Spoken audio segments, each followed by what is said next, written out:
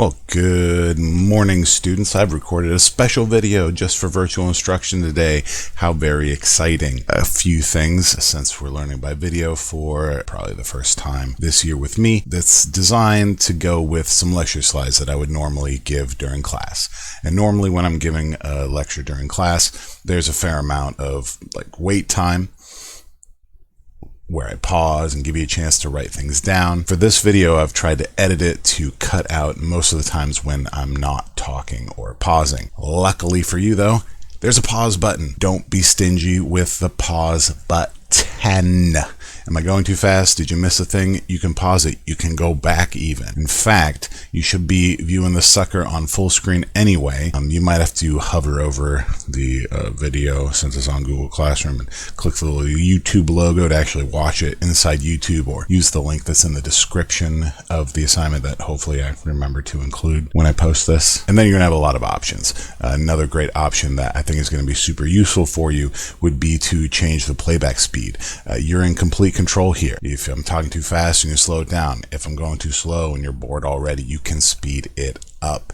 Either way, you're in the driver's seat today. So I do expect you to take notes along with this video, and I'm going to be collecting those notes for a part of your grade for today's assignment. Next time I see you, maybe Friday? Maybe Friday? All right, let's get right into it then. We've got ATP production, whereas breaking down sugar to produce that sweet ATP. First off, I've got a nice diagram for you, and you'll have to follow the mouse along around the screen here. If we start with our normal thinking about ATP, this was from our ATP key ideas worksheet, this arrow B right down here at the bottom. You see we're going to take that ATP, we're going to dephosphorylate, remove a phosphate to break it down to ADP plus a phosphate group. That phosphate group can be slammed into whatever our target molecule is to make it do whatever we want it to be doing. But then what this lecture focuses on is this arrow A here at the top. We've got to put that phosphate group back on. We need some kind of energy input. In the case of cellular respiration, we're going to be doing cellular reactions to add that phosphate group back on. See, it's mentioned up here, cellular respiration. To help visualize that, I've got this little animation doodle down here. So you'll notice you can think of ATP like a fully charged battery, and ADP with the two phosphates is when the battery is drained. This would be your cell phone when you can't even turn it on anymore. And one of the main purposes that you already know about eating food is to give us energy to recharge that ATP. So this is more or less how it works. We've got ADP and it's decharged. This is going to be the arrow A. We want to stick that phosphate on, but it takes some energy to stick that phosphate on. It's kind of like the phosphate doesn't want to go on. So we eat some delicious ice cream, in the middle of winter. But holy dads, look at that ATP. It's all charged up. It's ready to go. Now we can rip that phosphate off. We can slam it into a target molecule and make some kind of reaction happen, like a synthesis reaction where we took these two different monomers, the cube monomer and the circle monomer, and we combine them together to make a dimer, which is just a very small polymer like we've been talking about before. But now the ATP is decharged. We need to do more, so we eat more of that ice cream cone. Boom, now we can recharge more ATP, slam phosphates to phosphorylate a monomer and make another dimer. And this just goes on over and over and over and over and over again, like you can see right here in the cycle. It just continues and over and over. Remember, when we're dephosphorylating, we're removing that phosphate group. That's a catabolic reaction because we're breaking stuff. And then that phosphate group was used to attach those two monomers together. That's an anabolic process. These two parts of metabolism not happening separately. They're happening at the same time. Listen, stop freaking out if you just got scared and lost about how many times you said catabolic and anabolic. Just those are the two types of metabolism, and they both work together. That's what you need to know here. Like the meme says. Let's look at the pathway here. So that diagram that you're looking at on the screen, make sure that you are making some kind of rough sketch of that, with the arrows and the flow chart and the whole thing. It's going to be super helpful. I will print a copy and have that available to you. So if you want to just staple that onto your notes, that might be helpful. If you want to print it and you have a printer at home, feel free, but I'll have a copy available for you in class next time I see you. Up here at the top, we're always starting with the fuel. We're starting with glucose. We've got this main arrow right here, which is going to break down the glucose. That is a process called glycolysis. Glyco meaning sugar, lys meaning break, and sys meaning the action. So the action of breaking down the sugar. You guys are writing this down, right? Like, this is important stuff. Make sure you're getting all this in your notes, okay? So we got glucose gets broken down by the process of glycolysis. Make sure you include those root words as a part of your notes there. And that's going to produce this kind of gnarly stuff called pyruvate. Now, pyruvate is horrifically toxic. Your body cannot tolerate pyruvate. If it's left to its own devices, it will actually kill you. We cannot have pyruvate in our system at even all. Luckily, we don't have to tolerate pyruvate because we can do cellular respiration as long as we have oxygen. We can send that pyruvate right down here into the mitochondria, the mighty mitochondria. It's going to use the two main reactants. We consider it to be glucose, even though technically it's really pyruvate, and oxygen to produce CO2 and water as the waste products. This is going to net us a large amount of ATP. So let me go back up to the top here with glycolysis. You'll notice right here, glycolysis actually costs us 2 ATP, but it can charge 4 ADP into ATP. So we're getting a net gain of plus 2 ATP up here. Down here though, if we are able to use oxygen to send the leftover pyruvate and break that molecule down even further into beautiful CO2 molecules, 6 of them to be exact, that's going to give us another, wait for it, 34 ATP for a net total of 2 plus 34, that's 36 ATP. If we have glucose and we have oxygen, then we can send that glucose after we've broken it into pyruvate to the mitochondria and get a crap ton more ATP. And the only waste products we get are CO2 and water. And I don't know if you realize this or not, but I've been using the waste product CO2 to give pressure to my voice to tell you about the waste product CO2 this entire time. So it's super easy for our bodies to get rid of these waste products. In fact, water, while technically a waste product of this reaction, is something our bodies need anyway. I'm breathing it out the same way that I'm breathing out CO2 this whole time. So that's all pretty nice, but what if we don't have oxygen instead? Now we're gonna have to do an anaerobic process. Remember, aero still means needing oxygen, needing air like it did over here. An means not or non. So now we are not needing oxygen. We're not using oxygen. So as a result, we have to do this thing called fermentation instead. Fermentation is an anaerobic process. Sometimes a textbook may refer to this as anaerobic respiration, which I kind of hate because the whole word respiration means breathing, and with fermentation the problem is there's no oxygen, probably because there hasn't been enough breathing. There are two different types of fermentation.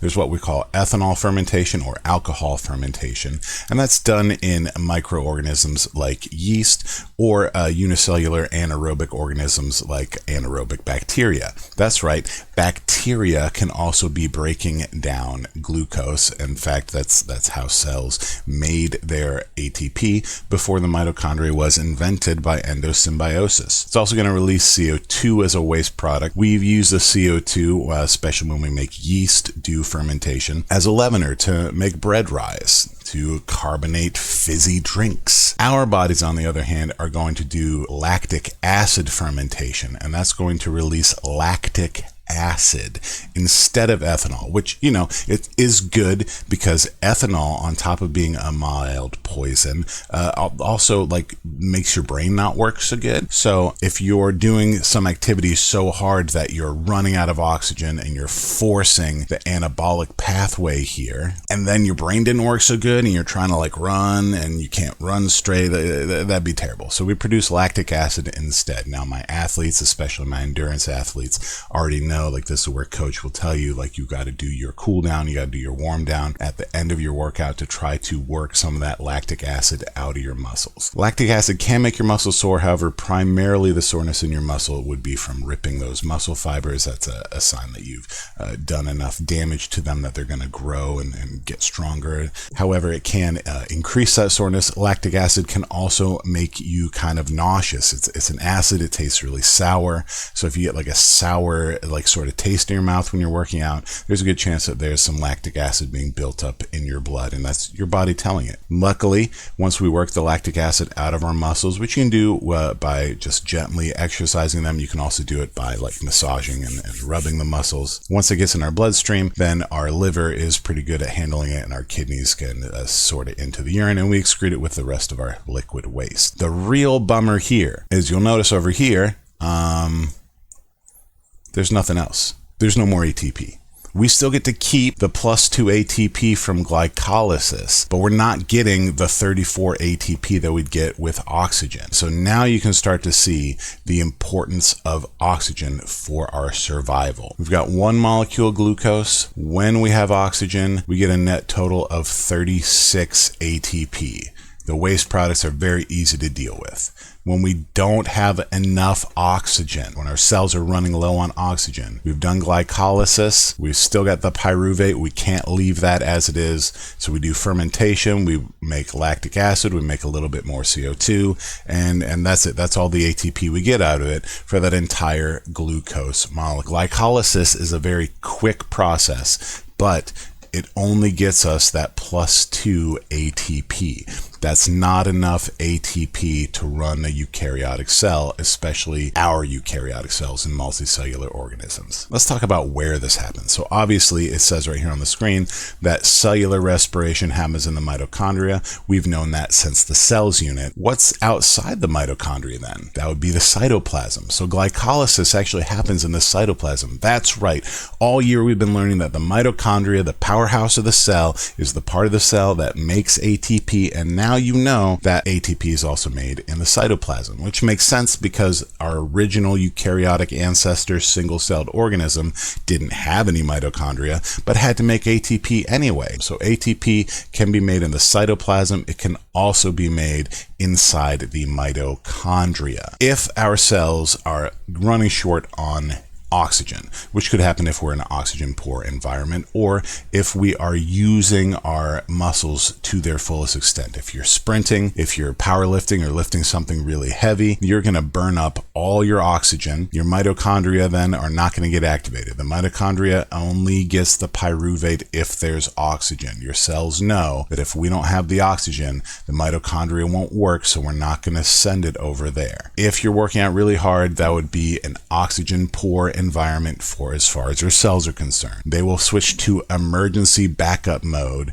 where they're going to very inefficiently just complete the process of fermentation. Your body can run like this for a little while, but it can't go indefinitely, which is the reason why scientifically no one is able to sprint indefinitely. Really well-conditioned endurance athlete could jog or trot for an extremely long amount of time, but no one, even Olympic level sprinters, cannot sprint for more than a mile. If you're pushing your body to the extreme, you're going to run out of oxygen. That's going to be anaerobic, so you have to do fermentation. It doesn't make enough ATP for survival. Yeast is kind of a fun one because it's a eukaryote. It has a mitochondria. It's capable of doing cellular respiration. If we want to use yeast to make the bread rise, we have to pack it inside the dough, which is why there's all the folding and whatnot, to make sure that it quickly runs out of oxygen and then has to switch to fermentation instead. The ethanol that's produced gets evaporated when we bake it, and the CO2 makes little pockets, which we refer to as the crumb, and it's delicious because bread is delicious. Like I just said, if we have enough oxygen present in the cytoplasm of the cell, then we'll do aerobic respiration. If we don't have enough oxygen, then we have to do fermentation instead. Any anaerobic organism like anaerobic bacteria, they do not have the option for aerobic respiration. Remember, oxygen is toxic. They can't use it. It'll build up. It'll kill them. So they only have fermentation. The byproducts, if you miss them from fermentation, for our bodies are lactic acid and CO2. In yeast and in bacteria, many of them produce alcohol instead instead of lactic acid, and still CO2. The CO2 is produced in higher level, as lactic acid has 3 carbons on it and ethanol only has 2. There are some wild strain yeasts and bacteria that will make lactic acid instead. A lactobacillus, for example, produces lactic acid as a result of fermenting milk, which is how yogurt and sour cream exist, giving it the sour flavor. Before we get too crazy here, though, we got to talk about the enzymes. If this is a graph representing the energy in reactions, we've got our reactants here, we've got our products at the end.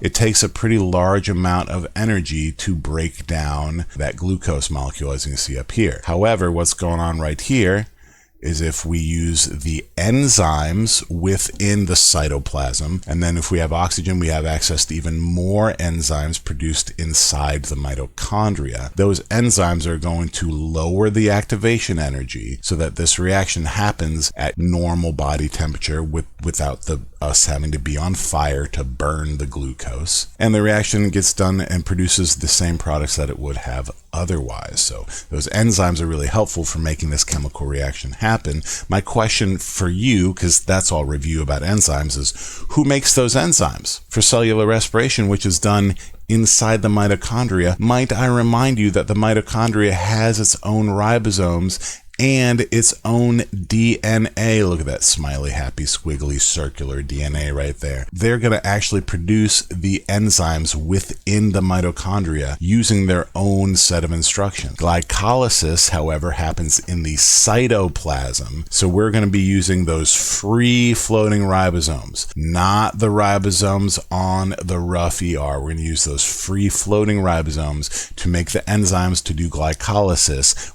and those enzymes are going to stay within the cytoplasm. So there's a little bit of review on your cellular metabolism and cellular morphology as well. Remember, to make these enzymes, we need building blocks and we need ATP. So it actually is going to cost ATP to make the enzymes that help your cells make more ATP. Luckily, though, like we talked about and you learned in the Bioman, once we make those enzymes, we don't have to remake them over and over again. So once we spend that initial ATP to make the enzymes, then we can continue making the ATP without the need to spend it on remaking those enzymes, unless they're damaged or denatured or something like that.